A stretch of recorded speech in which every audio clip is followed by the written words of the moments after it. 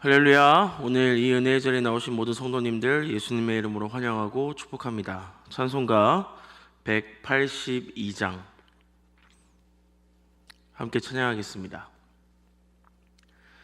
강물같이 흐르는 기쁨 성령 강림함이라. 정결한 맘 영원하도록 주의 거처 되었네. 주님 주시는 참된 평화가 내 맘속에 넘치네.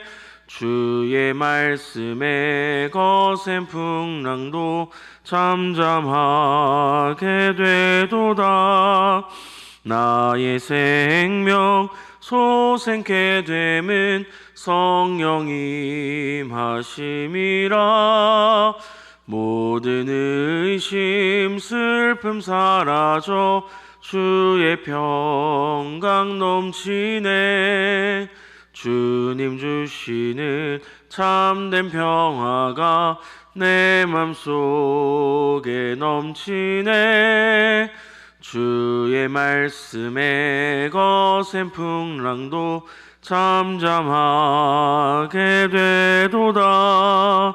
하늘에서 단비 내리고 햇빛 찬란함같이 우리 마음에 성령이 많이 주님 보내심이라. 주님 주시는 참된 평화가 내 맘속에 넘치네. 주의 말씀에 거센 풍랑도 잠잠하게 되도다. 생명신에 넘쳐 흘러서 마른 광야 적시니 의의 열매 무르익어서 주수를 기다리네. 주님 주시는 참된 평화가 내 맘속에 넘치네. 주의 말씀에 거센 풍랑도 잠잠하게 되도다. 놀라우신 주의 은혜로 그의 얼굴 뵙겠네. 평화로운 안식처에서 영원토록 쉬겠네. 주님 주시는 참된 평화가 내 맘속에 넘치네. 주의 말씀에 거센 풍랑도 잠잠하게 되도다. 아멘. 사도신경 우리의 신앙을 고백합니다. 나는 전능하신 아버지 하나님 천지의 창조주를 믿습니다. 나는 그의 유일하신 아들 우리 주 예수 그리스도를 믿습니다. 그는 성령으로 잉태되어 동정녀 마리아에게서 나으시고 본디오 빌라도에게 고난을 받아 십자가에 못 박혀 죽으시고 장사된 지 사흘 만에 죽은 자 가운데서 다시 살아나셨으며 하늘에 오르시어 전능하신 아버지 하나님 우편에 앉아 계시다가 거기로부터 살아있는 자와 죽은 자를 심판하러 오십니다. 나는 성령을 믿으며 거룩한 공교회와 성도의 교제와 죄를 용서받는 것과 몸의 부활과 영생을 믿습니다. 아멘. 창조의 주 하나님, 구원하시는 은혜에 감사합니다. 오늘 이 새벽에도 주님의 전에 나와 주님을 바라보고 주님 앞에 서서 하나님께 내 삶을 드릴 수 있도록 은혜 주시니 감사합니다. 주님, 이 시간 하나님의 말씀을 사모합니다. 오늘 하루 또 말씀대로 살기로 결단하고 다짐합니다. 주님, 내 연약함을 통하여 일하시는 하나님 바라보게 하시고 하나님의 통치를 누리는 복된 인생 될 수 있도록 축복하여 주옵소서. 이 시간 성령의 능력으로 충만하게 하셔서 있는 그 모든 처소가 하나님의 임재를 누리는 자리가 되게 하시고 주님과 동행하는 복된 시간 될 수 있도록 축복하여 주시옵소서. 함께 하신 주님을 찬양하며 살아계신 예수님의 이름으로 기도드립니다. 아멘. 오늘 우리에게 주신 하나님의 말씀, 신약성경 에베소서 4장 17절에서부터 32절까지의 말씀, 이 계시의 말씀을 함께 교독합니다. 그러므로 내가 이것을 말하며 주 안에서 증언하노니 이제부터 너희는 이방인이 그 마음에 허망한 것으로 행함같이 행하지 말라. 그들의 총명이 어두워지고 그들 가운데 있는 무지함과 그들의 마음이 굳어짐으로 말미암아 하나님의 생명에서 떠나 있도다. 그들이 감각 없는 자가 되어 자신을 방탕에 방임하여 모든 더러운 것을 욕심으로 행하되 오직 너희는 그리스도를 그같이 배우지 아니하였느니라. 진리가 예수 안에 있는 것 같이 너희가 참으로 그에게서 듣고 또한 그 안에서 가르침을 받았을진데 너희는 유혹의 욕심을 따라 썩어져가는 구습을 따르는 옛 사람을 벗어버리고 오직 너희의 심령이 새롭게 되어 하나님을 따라 의와 진리의 거룩함으로 지으심을 받은 새 사람을 입으라. 그런즉 거짓을 버리고 각각 그 이웃과 더불어 참된 것을 말하라. 이는 우리가 서로 지체가 됨이라.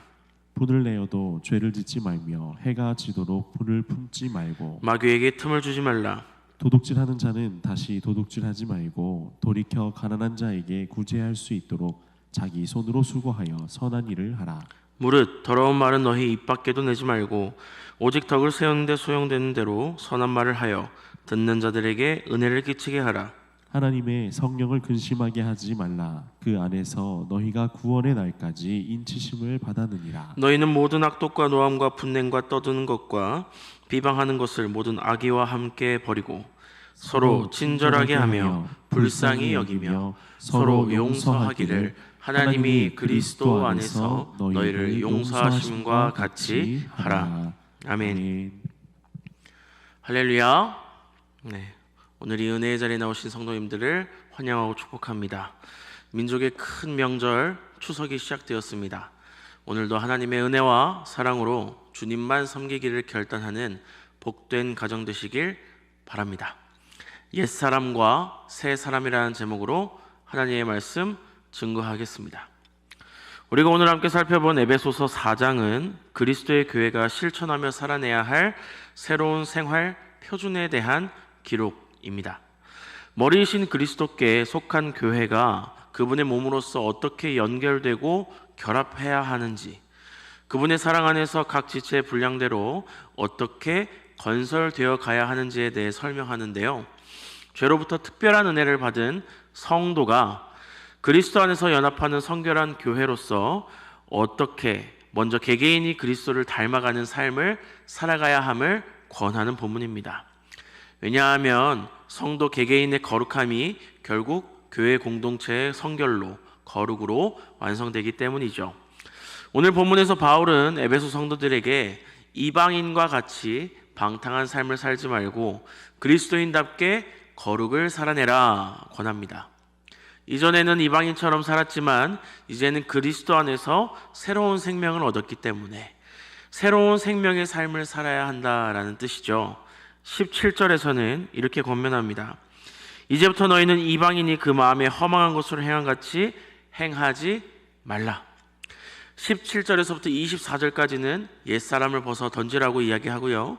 이제 새 사람을 입어야 한다고 권하는데요. 25절부터 끝절까지는 과연 새로운 사람은 어떤 삶을 사는 사람인가 구체적으로 예시를 들며 제안하기도 합니다. 우리가 오늘 이 말씀을 함께 묵상하면서 내가 지금껏 살아왔던 옛사람의 모습이 있다면 무엇이 있는가 돌아보는 시간 되었으면 좋겠고요. 내가 앞으로 살아가야 할 새 사람의 삶은 무엇인가 결단하고 다짐하는 시간 되길 간절히 소망합니다. 먼저 사도 바울은요, 이방인의 삶, 옛사람의 모습을 소개하며 옛사람의 모습을 벗어버리라고 권면합니다. 성도로서는 첫 번째, 옛사람을 벗어야 합니다. 하나님 없이 사는 이방인들의 삶을 조명하면서 그 특징과 타락의 과정에 대해서 설명을 자세하게 해주는데요. 이 옛사람의 특징 세 가지로 제가 오늘 정리를 해보고자 합니다. 이방인, 옛사람의 첫 번째 특징은요, 마음이 허망합니다. 17절, 이제부터 너희는 이방인이 그 마음에 허망한 것으로 행한같이 행하지 말라 권하지요. 이방인은요, 허망한 마음을 품고 살아가는 삶이에요. 허무하고 공허해서 아무런 열매가 없는 삶이죠. 하나님 없이 사는 사람들은요, 뭔가 굉장히 열심히 사는 것 같은데요, 결국 마지막 때에 이르러 인생을 결산해 볼 때 남는 게 하나도 없는 허무한 삶이라는 겁니다. 우리가 쌓아왔던 그 모든 것이 죽음을 통해 상실됩니다. 결국 공허와 허무만을 남기죠. 호랑이는 죽으면 가죽이라도 남기잖아요. 그런데 우리는 이름조차 못 남기는 경우가 수두룩합니다. 삶을 살아내기 위해서 아등바등 붙들면서 살아가긴 하지만 결국 지나고 보면 결국 사라지는 것들 투성이잖아요. 이 땅의 것을 위해 사는 인생은요, 결국 허망해지는 것들을 위해 사는 삶을 말합니다. 스위스의 심리학자인 칼 구스타프 융은요, 현대인의 근본적인 심리의 병이 공허감이다, 만사가 무의미하다는 느낌이다 라고 했어요. 이 허무의 문제, 공허의 문제는요, 심리적인 문제를 넘어서서 현대 문학과 문화로도 드러나고요. 그래서 이 인생을 더 자극적이고 무의미를 쫓는 인생으로 변화하도록 만들죠.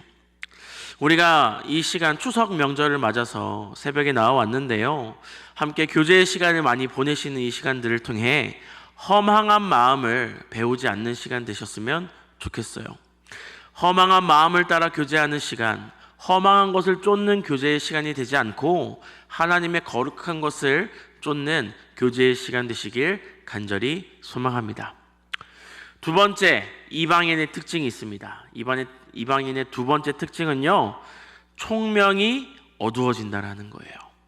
18절 말씀에서는 그들의 총명이 어두워지고 그들 가운데 있는 무지함과 그들의 마음이 굳어짐으로 말미암아 하나님의 생명에서 떠나 있다 기록을 합니다. 지혜가 없고 타인에 대한 이해가 사라져서 마음이 딱딱하게 굳어있는 모습을 말하는 거예요. 세번역에서는요, 28절 이렇게 기록을 합니다. 자기들 속에 있는 무지와 완고함 때문에 지각이 어두워졌다라고 표현을 하거든요. 수많은 지식의 홍수 속을 살아가면서 더 자기중심적으로 변해가는 그런 모습들을 말하는 거예요. 내 속에 있는 무지함이, 내 마음의 완고함이 지혜를 가립니다. 타인을 향한 이해심은 더욱더 메말라 가고요, 이 정보의 홍수의 시대 속에서 거짓과 진리를 구별하지 못하는 영적인 무지의 상태를 살아가는 거죠. 현대사회를 바야흐로 지식과 정보의 사회라고 말하잖아요. 그런데요, 참 안타깝게도 지혜는 사라져가는 시대가 아닐까 생각합니다. 하나님의 말씀을 우리는 지식으로 보나요? 지혜로 보나요? 지혜죠. 성경, 이 지혜를 버리고 하나님을 떠나는 시대는요, 삶의 목적과 방향도 잃어버리고 그 지식의 바다만을 둥둥 떠다니는 상실의 시대, 표류의 시대가 되어버릴 것입니다. 이번 추석 명절 함께 교제하시다 보면 정말 많은 정보가 우리의 삶에 찾아올 거예요. 어디가 좋네, 어디가 잘 됐네, 어디가 오르네, 여기는 빨리 피해야 되네, 많은 정보가 찾아올 텐데요, 허망한 지식을 따르기보다 변하지 않는 진리로 지혜를 나누는 시간 삼으시길 간절히 소망합니다. 이방인의 세 번째 특징은요, 영적 무감각입니다. 19절에서는 이렇게 기록을 합니다. 그들이 감각 없는 자가 되어 자신을 방탕에 방임하여 모든 더러운 것을 욕심으로 행한다. 이제 마음이 굳고 수치의 감각을 잃어버려서 자기들의 몸을 방탕함에 내어 맡기는 거죠. 그러다 보면 탐욕을 부리기도 하고요, 더러운 일들에 휩싸이기도 합니다. 그러다 보면 우리의 마음이 어떻게 될까요? 이게 죄고 타락이라는 걸 아는데 마음이 딱딱하게 강팍해지는 거죠. 그래서 고의적으로 외면하고 거절하는 겁니다. 모든 죄는요, 이 하나님의 지혜를 거절하는 강팍함에서부터 출발합니다. 여기서 말하는 이방인의 부도덕은요, 고의적인 부도덕이에요. 의도가 담겨 있다라는 얘기예요. 로마서 1장 21절은 이렇게 기록을 합니다. 하나님을 알되 하나님을 영화롭게도 아니하며 감사하지도 아니하고 오히려 그 생각이 허망하여지며 미련한 마음이 어두워졌나니. 아멘. 우리가 하나님을 알지만 하나님을 모시고 말씀대로 살아가는 건 또 다른 문제죠. 하나님을 나의 중심으로 모시는 건 어려워요. 조금 더 정확하게 말씀드릴까요? 귀찮아요. 말씀 지키기 힘들고 까다롭습니다. 추석 이 새벽을 깨우면서 이 은혜의 자리에 나오신 성도님들, 쉬는 날에 새벽 깨우는 게 얼마나 힘듭니까? 부담되죠. 하나님 없으면 내 마음대로 늦잠 자도 되는 것 아닙니까? 내 마음대로, 내 자유롭고 내 행복대로 살아갈 수 있잖아요. 그러다 보니 내 마음을 점점 강팍하게 만드는 거예요. 애써서 외면하게 만들고 무감각해지려고 발버둥 치는 겁니다. 그런데요, 이 영적인 무감각이 결국 우리를 허망하게 만들고요, 총명이 어두워지게 만들고요, 결국 우리를 떠나게 만드는 것인 줄로 압니다. 추석 명절을 맞아서 참 많은 타협의 순간이 찾아오실 겁니다. 아마 고의적으로 거룩한 삶에 눈을 감게 되는 순간도 있을 거예요. 그럴수록 우리는 더욱더 무감각해지지 않도록 깨어서 기도해야 할 줄로 믿습니다. 영적으로 민감하게 반응하면서 명확하게 분별해내는 감각적인 센서티브한 하나님의 시간으로 삼으시길 간절히 소망합니다. 그래서 사도 바울은 옛사람의 모습을 벗고 새 사람의 모습을 입으라고 권해요. 우리가 지금까지 그렇게 배우지 않았다라는 거예요. 20절 말씀에서 사도 바울은 명확하게 얘기합니다. 너희는 그리스도를 그같이 배우지 않았다. 이 이방인들처럼 옛사람들처럼 배우지 않았다라는 거죠. 21절이요. 우리는 지금까지 예수 그리스도 안에 있는 진리를 들었고 그 안에서 가르침을 받았다라는 거죠. 22절입니다. 그래서 우리는 유혹의 육심을 따라 썩어져가는 옛사람의 구습을 따르지 않기로 결단해야 되고요. 23절 우리의 심령을 새롭게 만들어서 24절 새 사람을 입어야 한다 기록을 하는 겁니다. 새 사람의 모습이 무엇입니까? 우리가 새 사람을 입는다는 게 무슨 뜻입니까? 이 25절부터 오늘 우리가 함께 읽은 32절 말씀을 쭉 한번 읽으세요. 읽으시면서 내 감동이 되는 대로 내가 이 부분만큼은 지키며 살아가겠다라고 다짐하실 때 우리는 새 사람을 입는 존재가 될 줄로 믿습니다. 그런데 이 전체를 다 살펴보긴 시간이 짧지만 한 가지만 권해 드리자면 이번 추석 동안 새 사람을 입기 위해 언행을 새롭게 하시기를 축복합니다. 25절에서는요, 이 언행에 대해서 이야기를 합니다. 거짓이 아닌 참된 것을 말하는 언행에 대해서. 26절에서는요, 분을 내어도 죄를 짓지 않는, 분을 품지 않는 언행에 대해서. 27절에서는요, 마귀에게 틈을 주지 않는 언행에 대해서. 29절에서는요, 더러운 말은 입 밖에도 내지 않는 언행에 대해서. 31절에서는요, 악독과 노함과 분냄으로 떠들며 비방하는 언행을 버리라고 권면하는 겁니다. 사랑하는 성도 여러분, 이번 추석 기간 동안 하나님의 새 사람을 입어서 언행을 새롭게 하는 우리 모두가 되길 소망합니다. 추석 명절 동안 정말 많은 말들이 오고 갈 겁니다. 그 과정 속에서 우리의 입을 지켜내는 시간 되시길 축복합니다. 말 한마디 잘못하면 가정이 깨지고요, 말 한마디 때문에 영혼이 낙심해요. 유대인들이요, 혀를 화살로 비유하더라고요. 왜냐하면 칼은 휘둘렀다가 거둘 수는 있지만 한 번 쏜 화살은 후회를 해도 돌이킬 수 없기 때문입니다. 야고보서 3장 6절은 이렇게 말씀합니다. 혀는 곧 불이요 불의의 세계라. 현우 우리 지체 중에서 온몸을 더럽히고 삶의 수레바퀴를 불사르나니 그 사르는 것이 지옥불에서 나느니라. 사랑하는 성도 여러분, 추석 명절 옛 사람을 벗어버리고 새 사람을 입는 인생 되시길, 그래서 새 사람의 말을 하는 축복의 권세 되시길 예수님의 이름으로 축원합니다. 사랑의 하나님 감사합니다. 오늘 이 은혜의 자리에서 기도하게 하시고 말씀 듣게 하시며 옛 사람을 벗어버리고 새 사람을 입을 수 있도록 은혜 베풀어 주시니 감사합니다. 주님, 내 마음 가운데 허망함이 있진 않습니까? 나의 총명이 어두워지진 않았습니까? 내가 영적으로 무감각해지진 않았습니까? 나의 삶을 다시 한번 돌아봅니다. 그리고 새 사람을 입기 위해 최선을 다하기를 원합니다. 나의 입술을 지키시고 모든 말을 통하여 영광 받아 주옵소서. 함께 하실 주님을 찬양하며 살아계신 예수 그리스도의 이름으로 기도드립니다. 아멘. 하늘에 계신 우리 아버지, 아버지의 이름을 거룩하게 하시며 아버지의 나라가 오게 하시며 아버지의 뜻이 하늘에서와 같이 땅에서도 이루어지게 하소서.